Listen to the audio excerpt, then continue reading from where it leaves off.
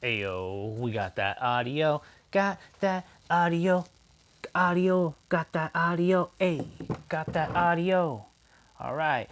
What's cracking, guys? Welcome back to another episode of the Honda Recap. Before we get in this, do me a favor right there, the Honda YouTube Collective, in the comments right now.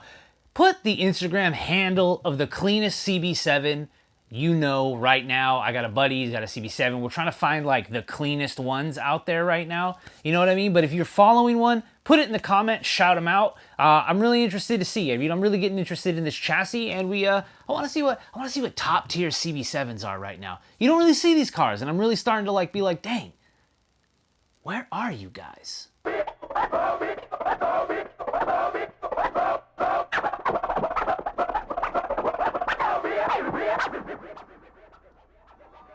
What's cracking, guys? Welcome back to yet again another episode of the Honda Recap, where we sit down, hang out every Monday night at 6 or 8 o'clock. Let me know what you guys think. I used to do it at 6 o'clock West Coast time, so that way the guys on the East Coast got it a little earlier, and then the original time was 8. So let me know, guys. I think I might push it back to that 6 p.m. West Coast, so that way it kind of makes it a little bit earlier for everybody else. But yeah, let me know in the comments below how you think about that.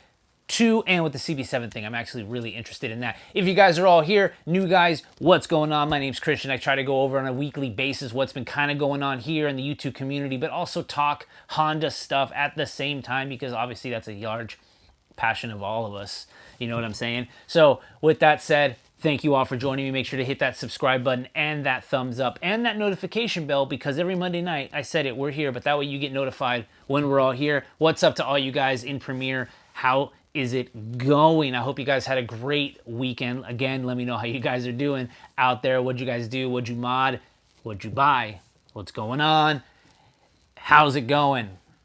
Anyways, guys, I wanted to talk about some cool stuff. I got a lot of people I want to go over, but I'm really interested to see what you guys think is going to happen once we can all hang out and go to meets again. Do you think people are going to show up? And now let's talk about IBOC meet. You know, IBOC meet was supposed to be fairly soon, and now it got kind of pushed back.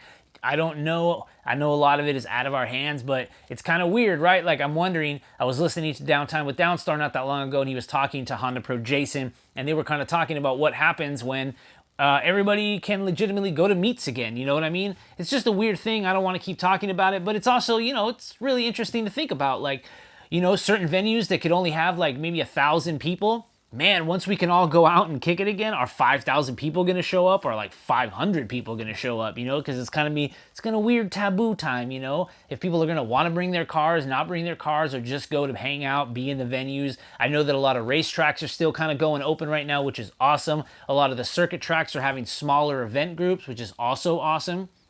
I would actually really like that to carry on, because if you actually go to the track with your car and you're like in a 15-minute session in group A, B, or C, and there's like 25, 30 of you guys, you get like 25 minutes of traffic.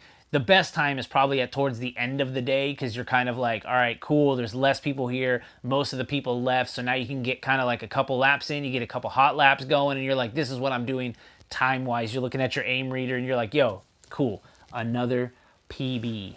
Another thing I wanted to talk about, guys, moving forward, is I wanted to bring in a couple new segments here to the recap, because I really enjoy going over, like I said, what's been going on here on YouTube, kind of new people out there, and also at the same time kind of go over what shops are around, the usual topics I'm going. But one thing I've really been interested in is following what's been going on with Honda as a brand, and I don't mean that like as a company, like stock price or anything like that, although they weren't really hit by all this, you know? If you buy Honda, it's gonna stay. Anyways, a lot of people I talk to don't really talk about new Hondas, and that's one thing I've been very interested in, because a lot of us are kind of stuck in the 89 to 94, 96, maybe 2002 Honda scene. And that's all, you know, great. And we talk about B series, D series, K series, H series. You know the drill. We talk about swaps and how we get there, the different configurations and things like that. But not many people have continued to buy newer cars. You know what I mean? Like the 2015, 2017, 2020. There's a lot of technology out there that is now in new cars that Honda has tried to implement that we don't really talk about. We got, you know, all the different dampening settings, sport mode, eco mode, the different engines that are in all the newer cars. Like the whole R series is a thing that no one really talks about. L series that a lot of people are putting in Fits and CRVs, and there's a new level of Honda technician and technical stuff in new cars, and I'd really like to bring something to the table that would kind of bring a cool segment into the recap where we can kind of discuss new Honda technology. So I am working on something like that in the future, because although we all love Honda, and like I said, that we're all kind of in our own little groove where we like our hot swaps and things like that, but I do really think that at one point we should really talk about where Honda is headed, when the transition changed, the technology that came in cars. If you drive an FK8 or an FK7, and then you also drive like an EJ or something like that, it's a wildly different car with the same badge and same heritage. And when you get behind that wheel, you definitely feel a bigger car. It's more stout. It's got way more power. You're like, oh, this is a new car. And you still feel that you're in a Honda. And to be able to capture that from a, you know, really old era vehicle like the golden era 90s of Honda, and then you get into the new era of Honda, they still kept that pedigree, that heritage, and that heart you get when you touch the wheel. But what technology is in it? What are the cool new features that they have as these years progress? 20, 21, 22, 23. As we keep moving forward, the new car industry is definitely going to start moving and pushing the momentum towards that. So anyways, I really like to bring a segment like that into, I'm working on that, get ready for it, because I feel like we could all really get involved and kind of just stay on the ball and learn what is actually going on in that side of Honda. All right, guys, with that said, I want to go ahead and kick this off with some new channels that I haven't talked about in the past to kind of talk about now, and I'm really enjoying a lot of that. If you guys have watched a lot of Young Statics videos, you know he's gotten his tuners to remote, he's gotten his tuner to remote in. You've got a lot of people have kind of wondered who that was. And then after a while, you got to see that his wife actually created one of the sickest EKs that's just like a straight mermaid build. And that is part of Jeremy Red Zone. He's an old Bay Area group guy here. He used to have a shop, started right here in the Bay Area. Now they moved kind of Hawaii. Red Zone is still here, I believe, out in Antioch. He does a lot of tuning, but now he's got his own channel, Red Zone TV. Also, I think he had a birthday the past weekend, so definitely head over there, hit subscribe, tell him happy birthday. But at the same time, it's going to be really cool to watch the builds that he's working on out there in Hawaii, a lot of the knowledge that he's going to brain dump in a lot of these videos. And from what I can tell from the past couple videos that he's put out, it's not going to be DIY. It's literally going to be hands-on watching him work. But as he's doing it, he's the kind of person that talks out loud. And if you want to just watch and listen, there's a lot of stuff in there that you're definitely going to grab a hold of, write it down, take some notes, because he's doing some really fun stuff. And a lot of that stuff you probably only pick up with a lot of just hands-on knowledge and just dedication to his craft. Following that, we got Chris Whips. You've probably seen this guy on Chris Sadowski's channel a long time, but I think now he's in Colorado. He's got an Accord wagon that he H22A swapped. And if you watch this latest video, he kind of shows you it in the car and it actually running, which is really cool because I really love the way the wagon looks. You know, like the Accords were really cool, but the wagon, I'm just a fan of wagons, guys. Like I don't know, but that's how it is. But if you watch this latest video, man, you get to see what's going on. Hush Performance does a little cameo in it. They help out with wiring. They get the motor in and it's running. I'm really proud of you, man. Keep going. I'm really going to love to see this thing. I know you're going to do a cool cinematic of when it runs because you are actually kind of very visually based as far as camera stuff. It's incredible quality. I will say that as much. Following that, I wanted to talk about this guy, Javi Vibes. I wanted to talk about him last week, but I kind of wanted to give a little bit more insight as to what's going on with this guy. Doing a really clean RSX build, and it's really interesting to know that you went with the RSX route coming from the EK hatch, because I know that you were building that EK hatch. You put a lot of effort into it, red carpet, a lot of JDM parts, and then unfortunately something happened. You were on the freeway. I think someone actually hit you, and I saw your heart break. You really wanted to take that, rebuild it, tear it down, but I think you knew it was going to take a lot more effort for you to bring that back to where it was and surpass the line that you already drew. And so I think you decided, you know what, I need to get rid of this, and he parted it out and started working on this DC5 that he has right now. But if you watch every video, you do kind of notice that his passion and his drive did not change the whole time. He just had to pivot. So definitely check out Javi Vibes. This guy is hustling out there. He's doing a lot of good stuff. He has an awesome vision, and where he has his bar is pretty high. So I know it's going to be exactly where he wants it, and it's not going to take any shortcuts. Following that, we got Jorge Berlanga. I don't know how you say your name. I know you're out in Spain. You got a Del Sol. I followed you on Instagram for a long time. He's actually got a really awesome Del Sol D series, but he tracks it. He does a lot of cool stuff. He built a car, and in his latest video, he kind of sits down. It's in Spanish, I know, but hopefully you guys can get some subtitles if you watch it. But basically, he's going over why he chose that motor, why he's building the car, how he does. And if you follow his Instagram, he's a really cool guy. He's really down to earth. You can hit him up in the DMs. He definitely talks to you. And at the same time, he's a Del Sol owner, so I completely respect that. And I like the fact that you stuck with the D series because you knew how to work on it, how to make power. It's reliable. And when you're at the track and you're just tacked out 8,000 RPMs, you're boogieing. You are. So, I mean, eventually, sure, you can have a B or you can have a K series, but when you're at the track and you're tacked out, it's just momentum, and a lot of it is driving, and I really love the fact that you stuck with that platform and you just keep pushing it. So definitely check that guy out. I'd love to get him some subscribers, and I want to see more content out of him. I got my boy Izzy still YDGing out there, Southern California, with the F to B EG hatch, but now he's got an EJ right now with new wheels, and I really liked this video because he actually shows you where he's working, velocity powder coating. He's there part-time, I think, and he's doing a lot of sandblasting, a lot of powder coating, a lot of cool stuff. But in this video, if you ever wondered, he actually did his own wheels. He able to sandblast them, get them powder coated, and kind of make the EJ look exactly how he wants it, because it's his daily driver, and you know, it's one of the best ones you could have out there. I'm a really big fan of EJ. I've had quite a few of them, but like, can't seem to capture one, but maybe one day. But anyways, Izzy still YDG in an awesome channel. Like I said, F to B EG. If you like those, definitely check it out on Instagram and here on YouTube. Following that, we got Acura Honda Classics. These guys are also in Florida. Some of the most amazing cars you could see go through this shop, and it's really awesome to know that while it's like it looks like a dealership, I don't really know, I can never really figure that out, but it looks like a dealership. But the people that are out there are very passionate Honda builders. They even have a really clean CL7 there right now, but they have a lot of shows. You can see that in Zosh's videos and Weekend Bandit and a bunch of other channels. Go there. They have like Friday night or Saturday night meets at the dealership. It's really awesome to see the level of cars that are there and the level of parts, and it's really cool because you can see that the people that bring those cars there know these people are passionate about the brand. They're passionate about what they're doing. So if I bring them my car and everything that I want done to it, they're going to do it precisely, and they're like Honda technicians, so they got everything there. They kind of know the platform, and it's a win-win for any of those people. But Acura Honda Classic, definitely check this channel out. Amazing content, really cool people, and just dope cars. After that, we got Faster Proms. I know you guys may know this name. You might not know this name, but you might have seen a K-swapped smart car on the Boosted Boys channel and on PFI Speed, and these are the guys kind of responsible for that. Seems to be kind of like a V8 shop, but now they're kind of messing around with a little K-Series and a smart car, and I really love this transition because a lot of guys out there that are mostly V8 guys really like tuning. They like big engines, a lot of power, and I think when those guys seem to figure out that with the K-Series or the Honda motor in general, you can make half the cylinders make almost as much power.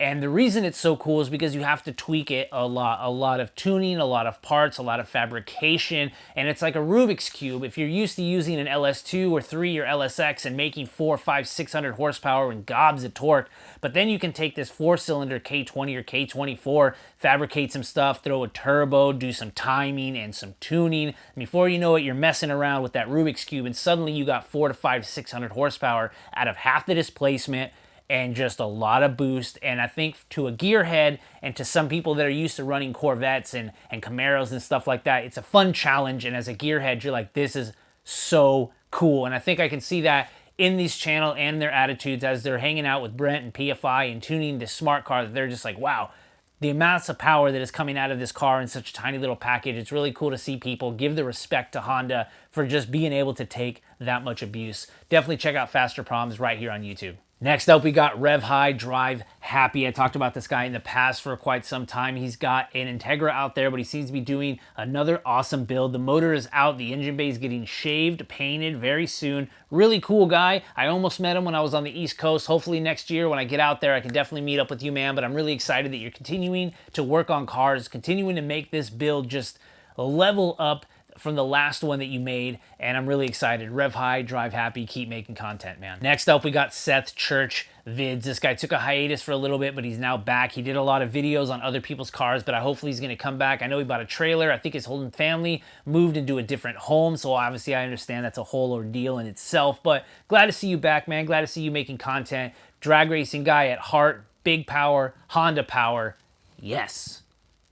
I guess that's all I really had to say, man. Just yes. All right, this new channel, JS Rebuilds. What's going on, guys? This guy right here, he's actually making a JDM front Integra and kind of showing you an alternative way to do this without having to rip off your entire radiator support. He's kind of showing you that the mounting tabs for the headlights aren't that different from the DC2 USDM version to the JDM version. So it's a quick and easy way to kind of maybe convert the two to make one good one without having to basically decapitate the front of your car to give you a JDM front end. So JS Rebuilds, cool channel, cool content, DIY. It's looking like it, but I'm really excited to see where this channel is going to end up. Following that, we got Sergmotive Garage. A lot of you guys know this guy, RSX, drag racing, a lot of speed, but he's also a mechanic at heart and has kind of opened up his own thing, and he's taking on customer cars. In his latest video, he's doing kind of a clutch job on an RSX. Definitely something he can handle, but I'm really, really excited for you, man. I'm proud of you at the same time that you've continued with your career. You're at home, you're making money, just using your hands and your knowledge, and that's something that needs to be commended. And it's really cool that you have all of this, even YouTube, and just know that you have that stuff